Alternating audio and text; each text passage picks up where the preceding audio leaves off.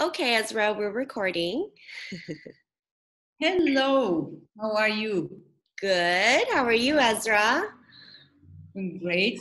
So I'm in Istanbul with Master Law teaching, Uh, and it's very good. I took the time, and I'm happy to be with you, interviewing you.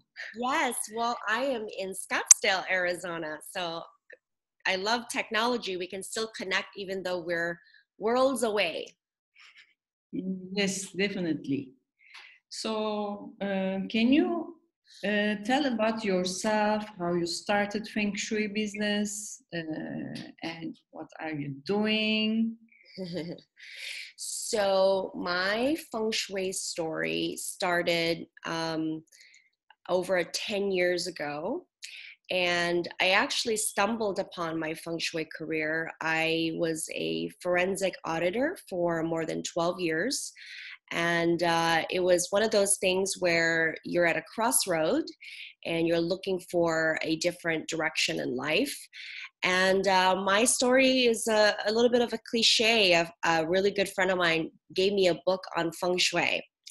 And I was born and raised in Hong Kong, and so growing up as a little girl, I was quite familiar with the practice of feng shui, that it was just inherently a part of their way of life.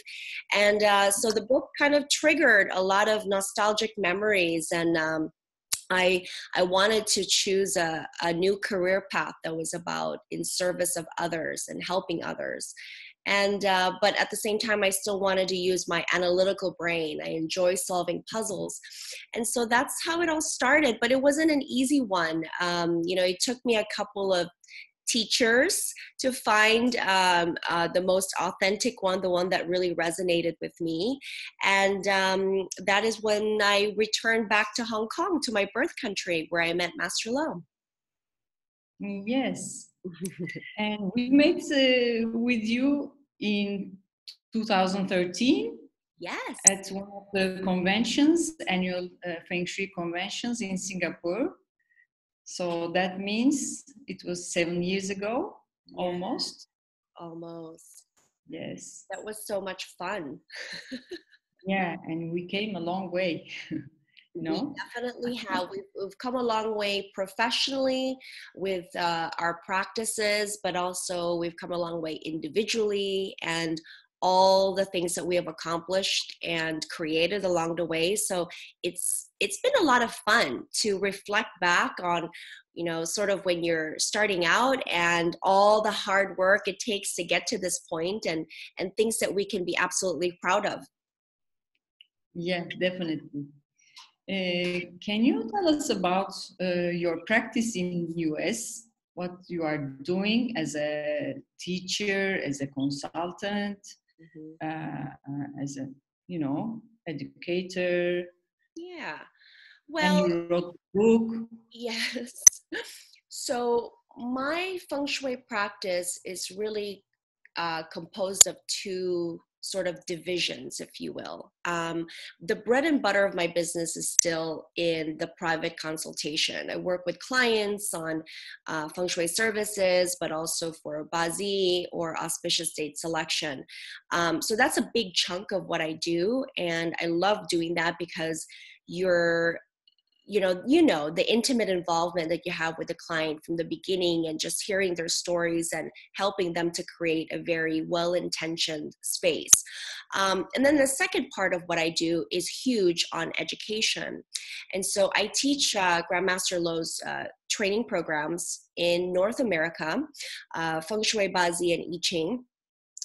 But I also conduct a lot of ongoing workshops throughout the year because, as some of you may know, traditional Chinese feng shui is very difficult to understand in the US, as I'm sure it is the same thing in Turkey. And so it requires a lot more energy to promote and to share Feng Shui with people, even though you strongly believe that Feng Shui is for everyone. There requires additional, work on our part as practitioners to get the word out. And so we do a lot related to educating, whether that's in, mini workshops or writing books, writing articles, writing magazines. And so that's another avenue of what my practice does to help to bring awareness to this beautiful practice. It's a Mm-hmm. lot. Yeah. A lot of energy. And I also have my book similar to your book, which is the genesis of the book was really about to introduce the different schools and styles of Feng Shui. It's not a technical book, but it's a fantastic book to get anybody started off on Feng Shui, kind of get your foundation, from ground Yes. zero. And so I find that that's really refreshing for people to start, whatever your journey is on Feng Shui. And then a year ago, I launched a magazine called Feng Shui Journal, and it comes out 3 times a year. And I'm so excited and proud of that project because instead of the burden on me doing all the writing, I actually get to solicit, if you will, and also elevate and promote other experts and Feng Shui practitioners within the Chinese classical Feng Shui field to contribute articles that aren't just solely on Feng Shui, but on different modalities within the Chinese metaphysics world. And it has been really, really exciting because it offers a different layer of insight and outlook for people that otherwise would not have been thinking, oh my gosh, face reading, that's interesting, or Qingmen Dunjia, that's interesting. And so it's been doing really great. And so I'm so grateful for the people, including yourself, Ezra, for writing an article for me. Thank you. Actually, the last journal was fantastic. I loved it. I read it all through, and I can see the amount of work you put into it. And I'm really, I appreciate it a lot. And it's great for the enthusiasts and as well as all the community. It's a great contribution, I think. Thank you. It's a lot of work, Yes. but yes, thank you. As you said, we need to put more effort in our countries to explain what classical Feng Shui is. And I know that its Feng Shui subject is more popular in United States than it is in my home country, Turkey. I also did the same as you, wrote many articles, made many workshops, telling people what to do, how to approach the subject, etc. And I know that in many of your speeches, you like to talk about the classical Feng Shui. So, can you tell us about the different schools of Feng Shui in United States? What schools there are, and what schools do you find more appropriate for this subject? Yeah, so I mean, I think even within the classical Feng Shui world, there's different approaches and different schools and techniques. And that in and of itself is a separate debate. But the one that I primarily focus on here is another school of thought called Black Hat Sect Tantric Buddhism Feng Shui, or BTB Feng Shui, or Black Hat Feng Shui. And the reason why I bring this up all the time, because it is a very pervasive practice. I would make a, sort of a wild estimate that maybe over 80% of so-called Feng Shui practitioners in the US are Black Hat practitioners. And, it's important for us to talk about this because like I said, it's so mainstream. It's on television, it's in bookstores, it's very, very easily accessible. But unfortunately, this type of Feng Shui practice is newly developed. It was actually developed in the 70s. And so when you compare that to traditional Chinese Feng Shui with roots dating back, 4,500 BC, you can already use your common sense to say logically which one is a bit more authentic. The problem is, I think because of our American culture, we're very much a, quick, fast results.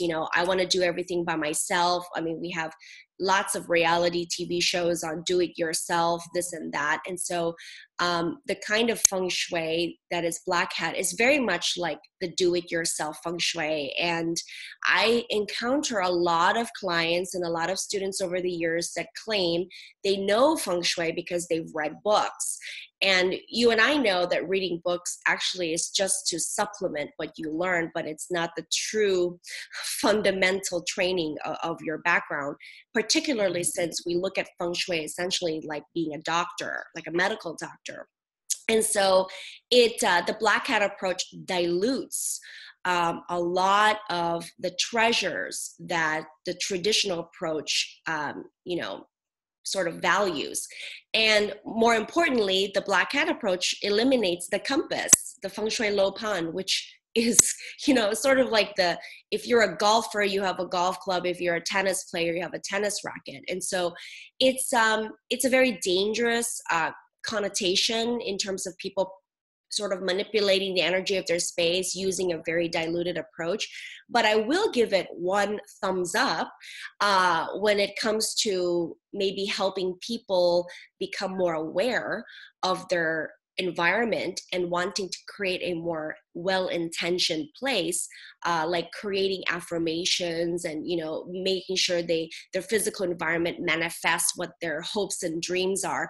But that's not feng shui. And so that's why a lot of my energy is really spent in trying to debunk a lot of these misconceptions, particularly since they can showcase it to be a bit more like spiritual or religious, where we know that Chinese feng shui is really more mathematical, I think, even more systematic. Actually, I think if they put another name to this approach, it would be more respectful to the Chinese traditional feng shui. Yes. Why couldn't they find another name for it? No, because there are so many books also in Turkish, books which are translated from English to Turkish. They are black hat sect, and here also I'm trying to teach people this is pop feng shui. This is not a traditional feng shui, and I want to teach them how it is done correctly, actually. Absolutely. And I think that, I for my work, when I train students, for example, I really enjoy Dr. Steven Skinner's book on feng shui history.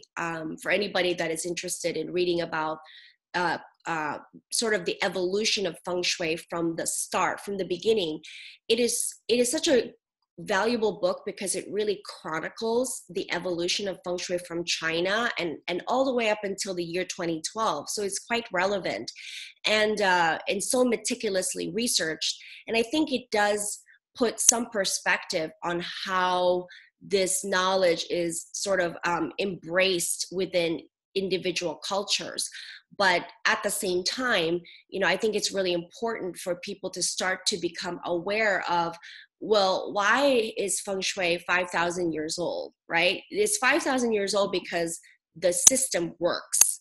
And so when people today start to implement, something here, something there, and say feng shui doesn't work, well, because the technique doesn't work.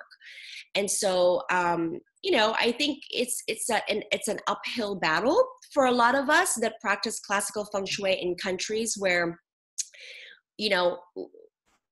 I have a joke because when I was first introduced to Dr. Steven Skinner, he asked me a question. He said, "Where are you from?" And I said, "From the U.S." And then he said, "You should move to Asia." So that was a quick response.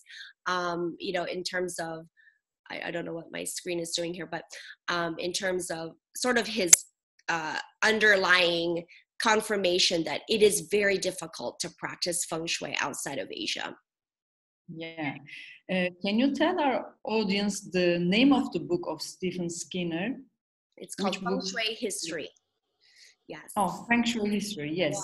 and I actually wrote a review, a small article, just talking the review about it. I think in the second volume of my feng shui journal. It's a great book. I highly recommend it. Again, it's not a technical book, but I think it does help people to understand, how was it derived, the relationship with the low pan, because everything is tying it back to the low pan, and how it's influenced today.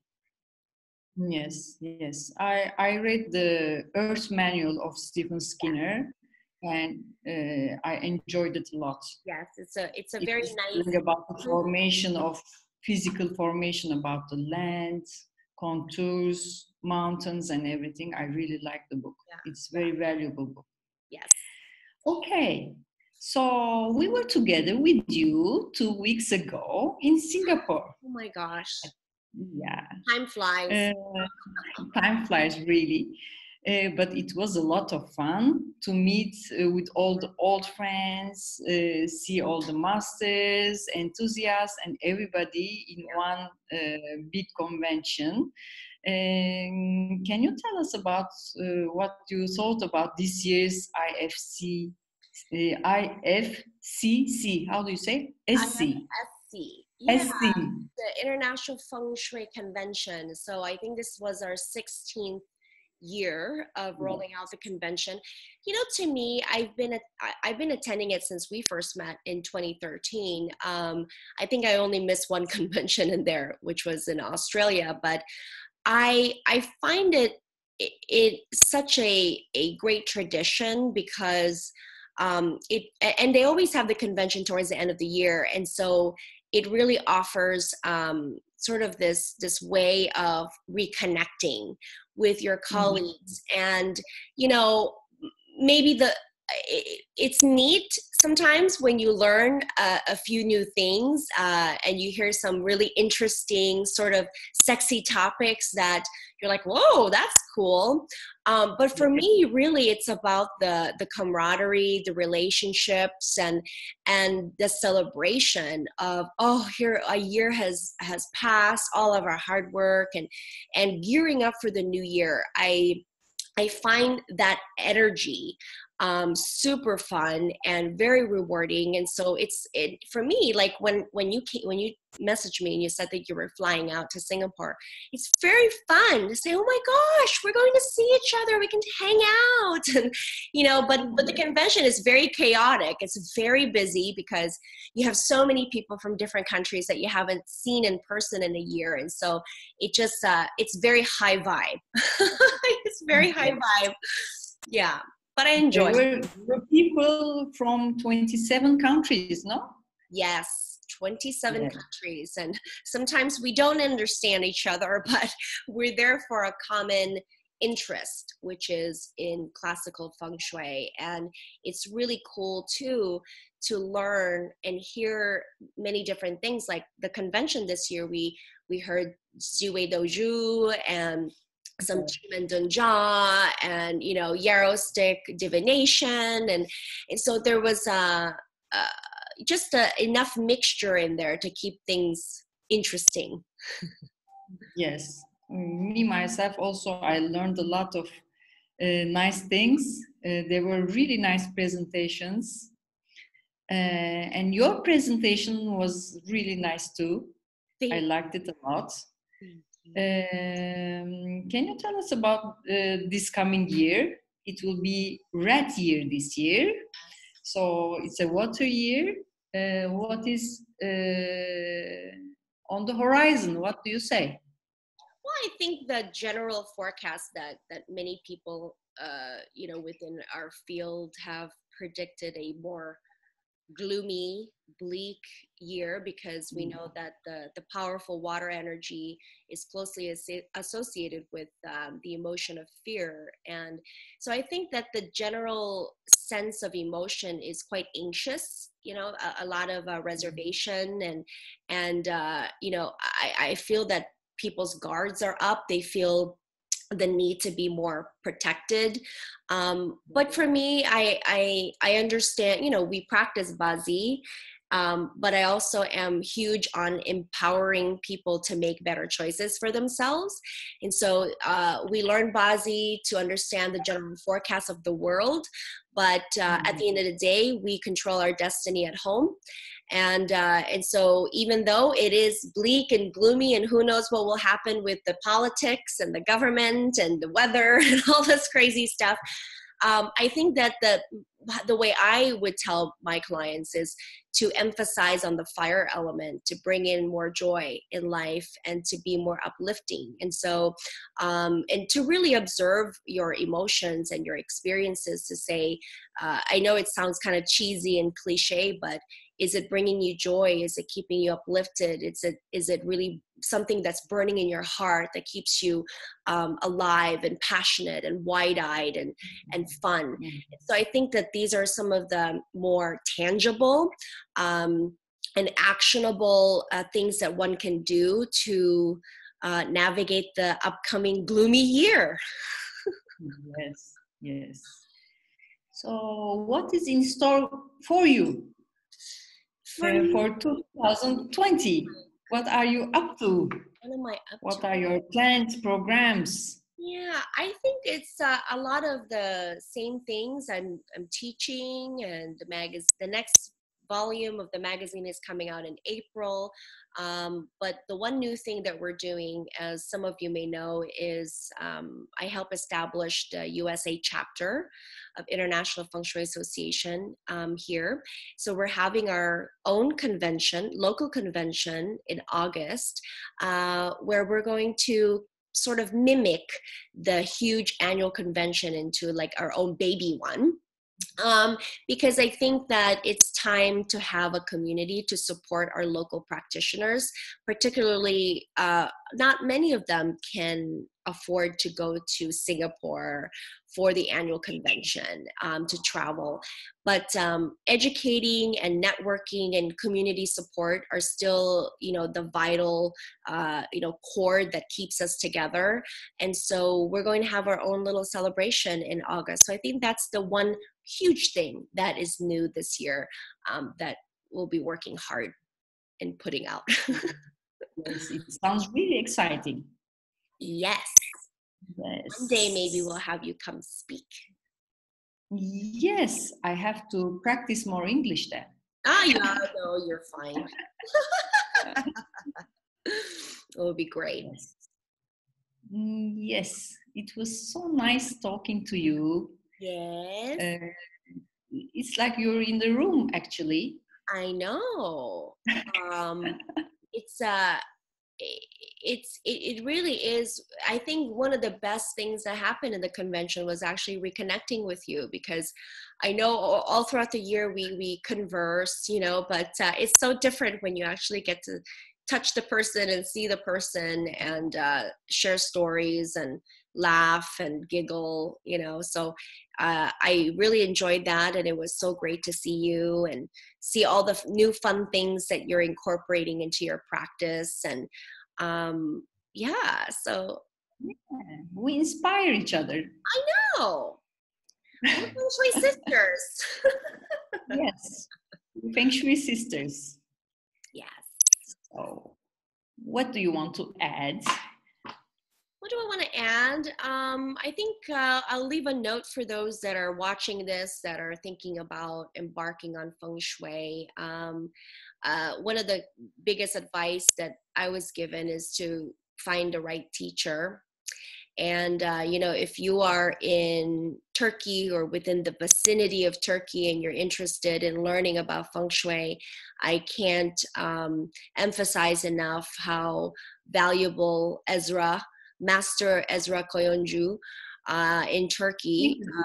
If you're looking for the right resource to guide you in the right direction, and to offer you the kind of assistance and the training that is required in order for you to be a well-rounded practitioner. So I definitely recommend, yes, take classes from Esra.